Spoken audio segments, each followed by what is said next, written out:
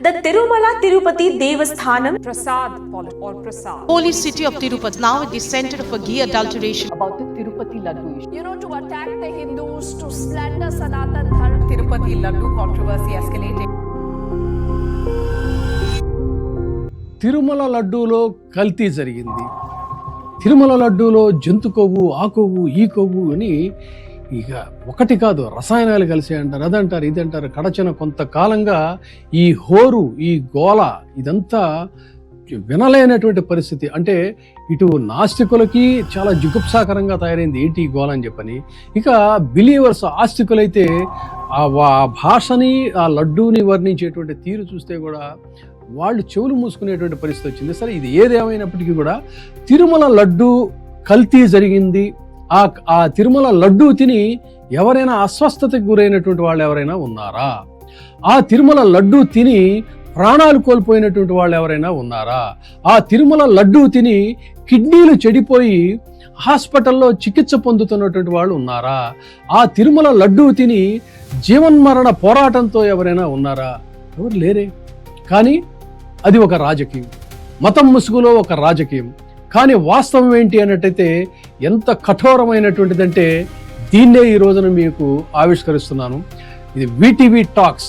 ఈ VTV talks స్పెషల్లో ఈరోజు మనం వాస్తవాలేంటి, ఏ విధంగా సగటు ప్రజల ప్రాణాలతో ఈ ప్రభుత్వాలు దారుణంగా ఆడుకుంటున్నాయి. సగటు ప్రజల ప్రాణాలంటే ఈ ప్రభుత్వాలకు ఒక పేలపిండితో సమానం. ఎంత దారుణంగా ప్రజల్ని ట్రీట్ చేస్తున్నారనేటువంటి వాస్తవాలు, కొన్ని కఠోర సత్యాలు ఆవిష్కరిస్తే ఔరా ఇంత కల్తీ ప్రపంచంలో, ఇంత దారుణమైనటువంటి ప్రపంచంలో మనం జీవిస్తున్నాం అని చెప్పని అనుకోక తప్పదు. ఎందుకంటే ఇది ఎవడో పాలల్లో కల్తీ చేశాడు, 4 రోజుల హడావుడి, 4 రోజులు రైడ్ చేయటం, ఆ తర్వాత మళ్ళీ కథ మామూలే. చనిపోయిన వాళ్ళకి ఎక్స్గ్రేషియో, లేకపోతే హాస్పిటలైజ్ అయినటువంటి వాళ్ళకి ట్రీట్మెంట్ ఇస్తాం, ఇది అయిపోతుంది, మళ్ళీ కథ మామూలే. ఇంతేనా? కాదు, ఇంతకంటే చాలా ఉంది. ప్రతి చోట, ప్రతి కార్నర్లో కూడా ఈ కల్తీ భూతం మిమ్మల్ని వెంటాడి కొద్దిగా విషాన్ని మీ నరాల్లో, మీ రుధిరంలోకి ఎక్కించి మీ ప్రాణాలను హరించేటువంటి పరిస్థితికి పూర్తిగా ఈ ప్రభుత్వాలే బాధ్యత వహించాలనంటే మీరు కాదనంటారా? దానికి మరి రాజ్యాంగం ఏం చెప్తా ఉంది? వాస్తవాలు ఎలా ఉన్నాయి? ఏమిటి కల్తీ? ఎంత మన ముందు ఎంత భయంకరమైనటువంటిది అనేది ఈరోజు స్పెషల్ స్టోరీలో నేను చెప్తాను. వీటీవీ టాక్స్ విజయబాబు ఈరోజు మీకు అందిస్తున్నటువంటి ఈ special story let's watch. First, భారత రాజ్యాంగం మనకేం చెప్పింది? జీవించే హక్కు అంటే ప్రాణం అంటే కేవలం బతకడం కాదు, సురక్షితమైనటువంటి ఆహారం, పరిశుభ్రమైనటువంటి తాగునీరు, ఆరోగ్య రక్షణ, ఇవన్నీ కూడా అందులో భాగాలే అని సుప్రీంకోర్టు అనేక తీర్పుల్లో స్పష్టం చేసింది. అంతేనా? ఆర్టికల్ 47 డైరెక్టివ్ ప్రిన్సిపల్స్, ప్రజల పోషణ స్థాయిని పెంచడం, ప్రజా ఆరోగ్యాన్ని రక్షించడం అనేటువంటిది ఆదేశిక సూత్రాల్లో మనకు చెప్తున్నటువంటి మాట. ఇటు రైట్ టు లివ్, ఇటు డైరెక్టివ్ ప్రిన్సిపల్స్లో ఆరోగ్య రక్షణ, ఈ రెండు గాలికి ఎగిరిపోయినాయి. ఆహారంలో కల్తీ జరిగి ప్రాణాలు పోతే ఆర్టికల్ 27 ఉల్లంఘన కాదా? చట్టపరంగా చూస్తే ఇది ప్రభుత్వం యొక్క నిర్లక్ష్యం కాదా? పర్యవేక్షణ లోపం కాదా? ప్రజలకు హాని కలిగితే అది రాజ్యాంగబద్ధ వైఫల్యం కాదా? చెప్పాలి. ఎందుకంటే రాజ్యాంగబద్ధంగా ప్రజల్ని కాపాడటం కోసం, రక్షణ కల్పించడం కోసం కొన్ని శాఖలు ఉన్నాయి. ప్రజాధనంతో వాళ్ళు కోట్లాది రూపాయలు జీతాల రూపంలో తీసుకుని బతుకుతున్నటువంటి తీరు చూస్తే food safety and standards department of FSSAI అనేటువంటిది రాష్ట్ర విభాగం. ఇది food safety and standards act 2006 ప్రాతిపదికగా ఏర్పడినటువంటిది. ఇందులో అధికారులు ఎంత గొప్పవాళ్ళో తెలుసండి మీకు. Commissioner of food safety designated officer ఒక జిల్లాలో ఉంటాడు, కమిషనర్ పై స్థాయిలో ఉంటాడు, ఫుడ్ సేఫ్టీ ఆఫీసర్స్ ఉంటారు, వీళ్ళందరి తర్వాత ఫుడ్ అనలిస్టులు ఉంటారు. ఇంతమంది కలిసి మన ఫుడ్ సేఫ్టీని పాపం చూస్తున్నారని మనం అనుకుంటాం. కానీ వాస్తవంలో జరుగుతుంది ఏంటో తెలుసా? ప్రభుత్వ నివేదికల ప్రకారం చూసుకుంటే సాధారణంగా ఈ అధికారులు అనేటువంటి వాళ్ళు ఎంత ఘోరమైనటువంటి వైఫల్యంతో వాళ్ళు వ్యవహరిస్తున్నారంటే అసలు నిజానికేంటి, ప్రతి డిపార్ట్మెంట్కి అంటే ప్రతి జిల్లాలో కూడా ఒక ఆఫీసర్ ఉండాలి. కానీ ఇక్కడ జరుగుతుందేంటి? డిజిగ్నేటెడ్ ఆఫీసర్స్ ఉన్నారా? ప్రతి నియోజకవర్గానికి ఒకటి రెండు నియోజకవర్గాలకి ఒక ఫుడ్ సేఫ్టీ ఆఫీసర్ ఉండాలి. రాష్ట్ర వ్యాప్తంగా చూసుకుంటే 150 నుంచి 250 మధ్య ఫీల్డ్ ఆఫీసర్స్ ఉండాలి.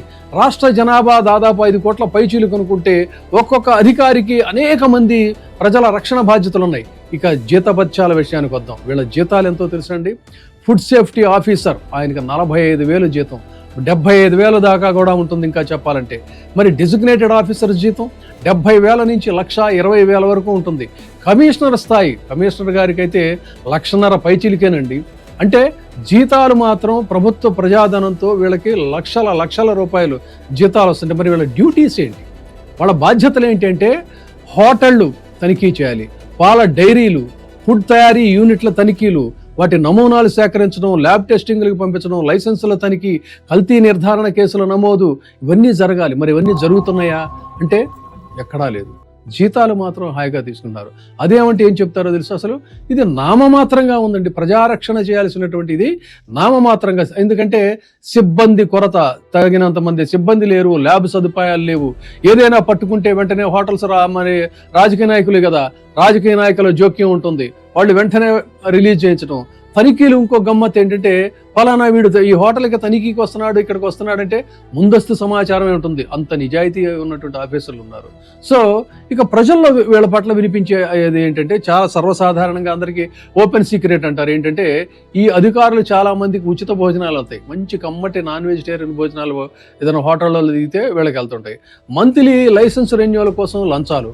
తర్వాత ఇలాంటి పరిస్థితుల్లో ఇక పాల సంగతి చూస్తే ఈ పాపాలు పాలకుల యొక్క దౌర్భాగ్యానికి ప్రతీక అని చెప్పని అందరూ కూడా ఈ రోజున తిడుతున్నారు. రాజమండ్రిలో జరిగింది. ఎందుకంటే నూరి అనేటువంటి మూత్రపిండాల వ్యాధులకి ఈ రోజున ఈ పాలు కల్తీ పాలే అని చెప్పని అక్కడ తేలుతున్నటువంటి మాట.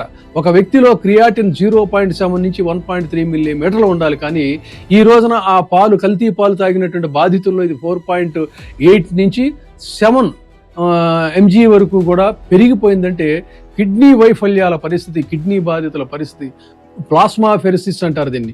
ఈ ప్లాస్మా ఫెరిసిస్ అనే దానికి వీళ్ళ చికిత్స అందిస్తున్నాం అంటున్నారు. కానీ ఈ విష పదార్థాలను తొలగించి ఆ ప్లాస్మాని శుద్ధి చేయాలంటే రోజుకి ఎంత ఖర్చు అవుతుందో తెలుసా అండి? ఆ బాధితులకు రోజుకి 1,00,000 రూపాయలు, రోజుకి 1,00,000 రూపాయలతో ఈ ట్రీట్మెంట్ చేయించుకునేటువంటి పరిస్థితి పేదవాళ్ళకు ఉందా? ఇది జనం ఆలోచించాలి. అదేమంటే ప్రభుత్వం బేర్ చేస్తా. అసలు ఈ దౌర్భాగ్యానికి, ఈ పాపాలకి, వీటిని చూసి చూడనట్టు మీరు వ్యవహరించడానికి కారణం ఏంటంటే ఇది పాలనా వైఫల్యం, పూర్తిగా పాలనా వైఫల్యం.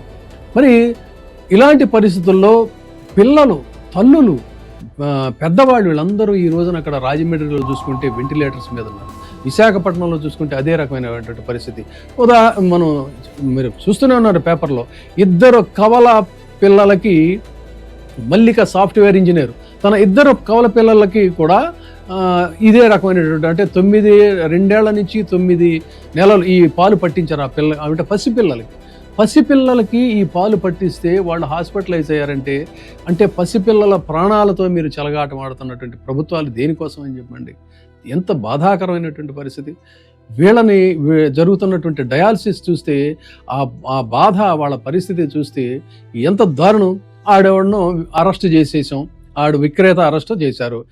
వాడి నేపథ్యం ఏంటి అని కనుక చూసుకుంటే వాడెవడో అడ్డాల గణేశ్వరరావు.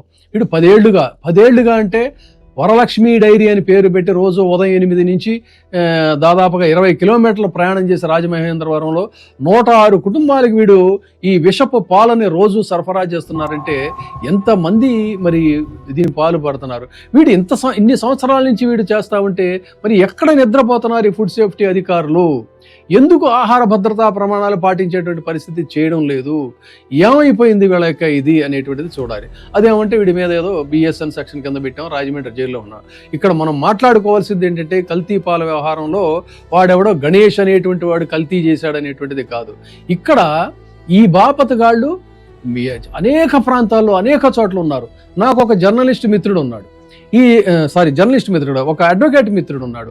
ఆ అడ్వకేట్ మిత్రుడు ఎన్నో సంవత్సరాల క్రితం 2012లో ఈ కల్తీ పాలకు సంబంధించి, అది కూడా ఏది ప్రభుత్వ డైరీ అని చెప్పేటువంటి విజయ మిల్క్ డైరీకి సంబంధించి అతను ఒక కేసు వేద్దాం రమ్మని చెప్పంటే ఎవరు ముందుకు రాకపోతే తనే వేసి తనే వాదన చేస్తే అందులో విషపు వ్యవహారం ఉందని తెలిసింది. అంటే కొన్ని దశాబ్దాలుగా కొన్ని దశాబ్దాలుగా ఉభయ తెలుగు రాష్ట్రాల్లో కూడా ఈ కల్తీ అనేటువంటిది యథేచ్ఛగా అసలు ఎక్కడా కూడా నిరోధంగా నిర్భయంగా ఇది సాగిపోతూనే ఉన్నటువంటి పరిస్థితి. మరి ఇది ఒకవైపు కిడ్నీలను దెబ్బతీస్తుంది, ఆరోగ్యాలను దెబ్బతీస్తుంది. అయినప్పటికీ కూడా ఇంతగా బరి తెగించి ఈ కల్తీ అనేటువంటిది ఓపెన్గా చేస్తున్నటువంటి పరిస్థితి. ఇంత ఓపెన్గా ఎందుకు చేస్తున్నారు అని అంటే వీళ్ళని ఎవరు అసలు కంట్రోల్ చేసే పరిస్థితి లేదు. అలాంటి పరిస్థితుల్లో చెలరేగిపోయి అసలు కాదేది కల్తీ కనర్హం అన్నట్టుగా తయారైపోయింది. ఎటు చూస్తే అటు కల్తీ, కన్ను తెరిస్తే కల్తీ, కన్ను మూస్తే కల్తీ, కుడి ఎడమల కల్తీ. ఈ రకమైనటువంటి కల్తీ ప్రపంచంలో కమ్మగా ఆకర్షణీయంగా కనిపించేటువంటి భోజన పదార్థాలు మనం తింటున్నాం. కానీ ఎంత భయంకరమైనటువంటి విషయాన్ని కొద్దిగా రుచికరమైనటువంటి ఈ కల్తీని తింటున్నాం అనేది తెలిస్తే మాత్రం చాలా భయంకరమైనటువంటి పరిస్థితులు. మరి ఇది కారణం ఏంటి అన్నట్టయితే రాజ్యాంగంలోని ఆర్టికల్ 21 ప్రకారంగా ప్రతి పౌరుడు కూడా గౌరవప్రదమైనటువంటి సురక్షితమైనటువంటి జీవితాన్ని గడిపేటువంటి హక్కును పూర్తిగా గాలికి పోయినట్టే. ఆర్టికల్ 47 ప్రకారంగా ప్రజల పోషకాహార స్థాయి జీవన ప్రమాణాలని పెంచి ప్రజారోగ్యాన్ని మెరుగుపరిచేటువంటి ప్రభుత్వాలు కేవలం రాజకీయంగా కొట్టుకోవటం, రాజకీయంగా తిట్టుకోవటం అనేటువంటి దీంట్లో తప్ప ఈ తనిఖీ విభాగాలని వీళ్ళ పాలనా వ్యవహారాలని చూసే పరిస్థితి లేదు. ఆహార భద్రతా విభాగం పనితీరు గురించి అయితే అసలు వీళ్ళకి తెలియనటువంటి మంత్రులు, ఎమ్మెల్యేలు ఉన్నారంటే కూడా ఆశ్చర్యం లేదు. మరి ఇక డిపార్ట్మెంట్ ఆఫ్ ఫుడ్ సేఫ్టీ అని చెప్పని ఎందుకండి, దేనికి ఇది ఎందుకు పెట్టారు, అసలు దేనికోసం ఇది? ఇక్కడ రాష్ట్ర వ్యాప్తంగా చూస్తే ప్రతి జిల్లాకి ఒక ఫుడ్ సేఫ్టీ ఆఫీసర్ ఉన్నాడా అంటే క్వశ్చన్ మార్కు. సుమారు ఆంధ్రప్రదేశ్లో 100 నుంచి 150 వరకు మంజూరైన పోస్టులు ఉండాలి. కానీ ఉన్నాయా అంటే ఆన్సర్ లేదు. అంటే అవినీతికి జీవించే హక్కుని కాలరాసేటువంటి పరిస్థితి. వీటికి ఎవరు బాధ్యతలు, పాలకులా కాదా? ఇది రాజ్యాంగ ఉల్లంఘన అంటారా, కాదంటారా?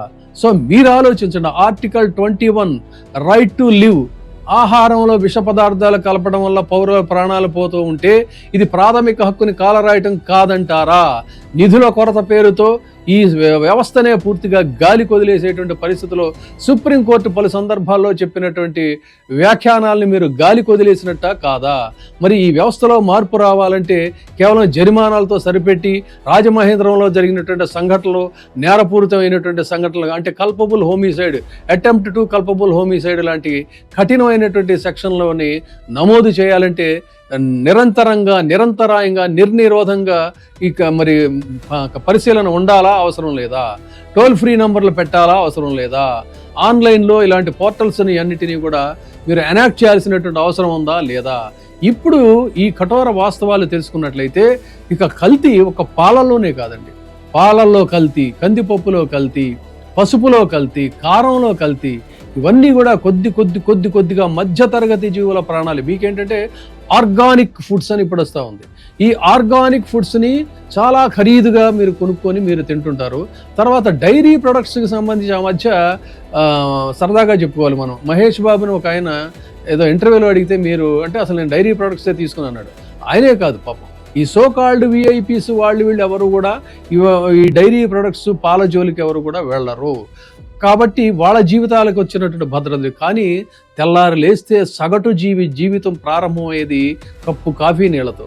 ఆ కప్పు కాఫీ నీళ్లలో కలుపుకునేటువంటి పాలలో ఎంత విషం ఉంటుందనేటువంటిది మరి ఈ రోజున ఇన్ని వాస్తవాలు ఇదైన తర్వాత గమనించండి.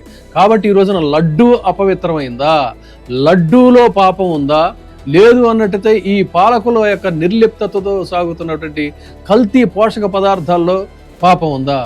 ఏది కల్తీ, ఏది దేని గురించి ఇప్పుడు మనం ఎక్కువగా డిస్కస్ చేయాలి? అటు రూలర్స్, అధికారంలో ఉన్నటువంటి కూటమి కావచ్చు, దాన్ని ప్రతిఘటించేటువంటి ప్రతిపక్షం కావచ్చు, ఎవరైనా సరే ఎక్కువగా దీని గురించి పదే మాట్లాడుతున్నటువంటి పరిస్థితుల్లో ఒకవైపు ఇన్ని ప్రాణాలు గాలిలో కలిసిపోతూ ఉంటే, ఒకవైపు ఇన్ని ప్రాణాలు హాస్పిటలైజ్ అవుతూ ఉంటే, ఒకవైపు యథేచ్ఛగా ఇంత భయంకరమైనటువంటి విషయం ఫుడ్లో కల్తీ అవుతూ ఉంటే, ఒకవైపు వయోలేషన్ ఆఫ్ కాన్స్టిట్యూషనల్ రైట్స్ ఇంత దారుణంగా జరుగుతూ ఉంటే దీని గురించి చర్చించాలా? లేదు అంటే అసలు ఎవరికి ఏ రకమైన హాని కానీ జరగనటువంటి శ్రీవారి లడ్డు గురించి ఇన్ని నెలల పాటు ఇంత విస్తృతంగా చర్చించాలా? ఒకసారి మీరే ఆలోచించండి. You decide your self, because life is very precious. It is your life, it is your society. Thank you. ఇప్పుడే సబ్స్క్రైబ్ చేయండి, లైక్ చేయండి, షేర్ చేయండి. WEITV ప్రైమ్, నీ ఉత్తమాభిరుచుల సమ్మేళనం.